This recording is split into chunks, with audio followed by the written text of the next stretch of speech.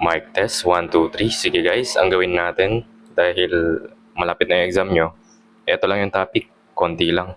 So, 7 problem lang ang kailangan nyo sa uluhin.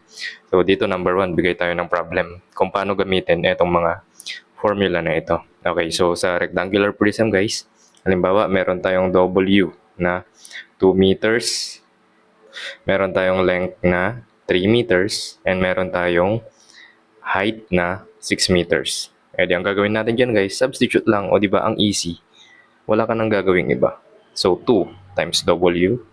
So 2 yan times L na 3. No, plus HL naman tayo guys. So 6 times 3 plus HW. 6 times 2. O di ba? Ilan yan? O, di ko alam. Eh di kakalkyo mo yan syempre, di ba? Kasi maangas ka eh. Hindi, para hindi tayo mareklamo, ikalagay ko. Nakakahiya naman kasi. So, baka mareklamo tayo eh. 2 times 3 plus 6 times 3 plus 6 times 2. 72. Ano, masaya ka na? Meter squared.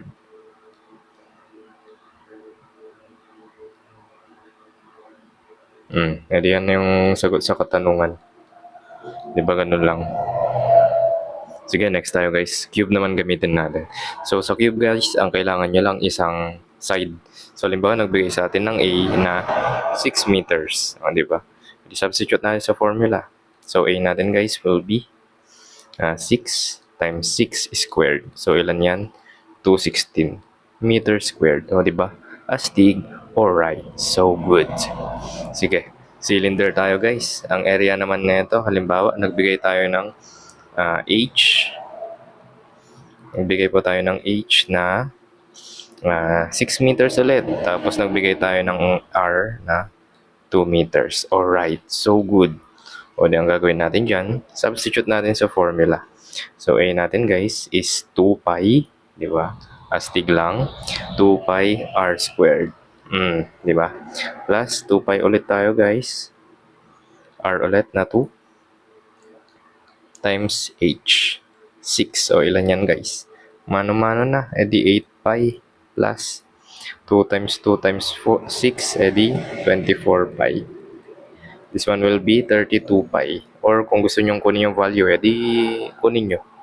Pero akin okay na yan. So cone tayo guys. Sa cone naman, halimbawa nagbigay tayo ng R na 2 meters. Nagbigay tayo ng L na 6 meters. Huwag kayong mag-alala guys kasi bibigay ko naman po yan lahat, di ba?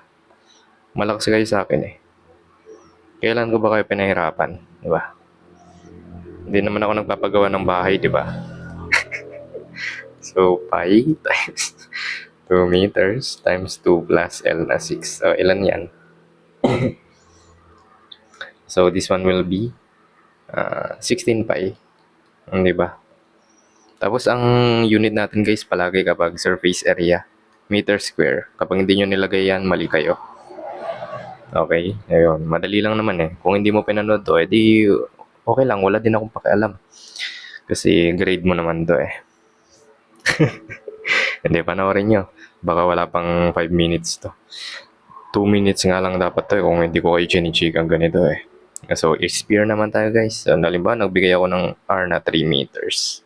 Kunin mo yung surface area A. 4 pi, di ba? Times 3 squared. O, di ba? Meron kang 36 pi meter squared. Astig. Alright. So good. Di ba? Ito ang pinakamahirap. Si pyramid. So, ito kasi, halimbawa, nagbigay ako ng base na 4 meters. Yan.